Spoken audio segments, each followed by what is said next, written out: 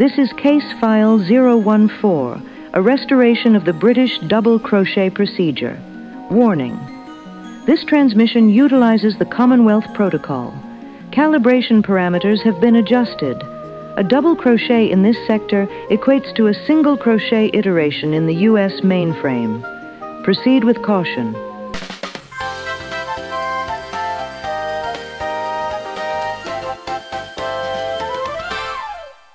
Let us begin. Observe the raw filament.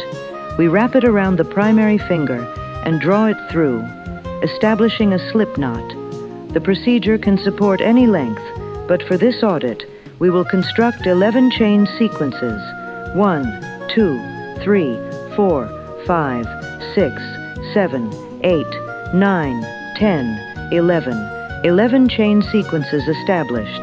Now, we locate the second chain from the hook, observe the aperture, insert the hook into this structural opening, yarn over, and draw through, yarn over again, and draw through both active loops on the shaft. A single double crochet has been executed under the Commonwealth Protocol.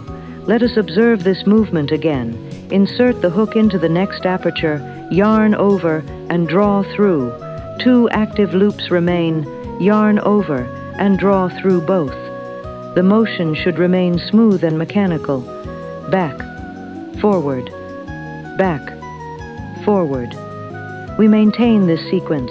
Insert, yarn over, insert.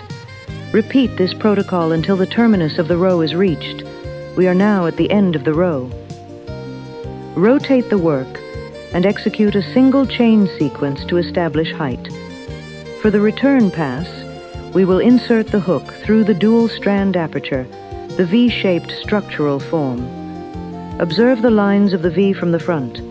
Insert the hook beneath both strands. Yarn over and draw through. 2 loops remain on the shaft. Yarn over and draw through both loops. Let us continue. Insert beneath the V.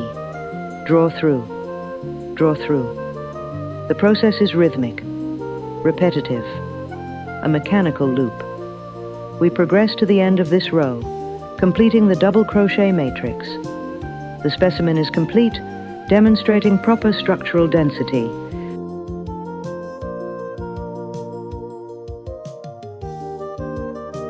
This concludes Case File 014, Analog Crafts for a Digital World.